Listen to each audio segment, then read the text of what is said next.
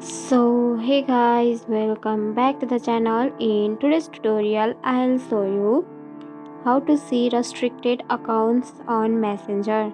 So let's get it started. At first, make sure you have the Messenger app downloaded from Google Play Store or App Store, and also make sure that you have logged into your account. So let's open it. Now see, this is the inbox of your Messenger. Now you should have to tap on menu icon which is available on the lower corner of right side. So tap on it. Now tap on settings. Now scroll down and tap on privacy and safety.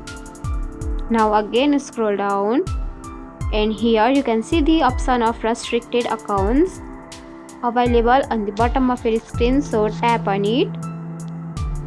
Now here you can see all your restricted accounts, and that's it. If you found this tutorial helpful, don't forget to like, comment, share, subscribe, and also hit the bell icon for more easy tutorials. I'll see you in the next video. Till then, bye bye, take care, have a great day.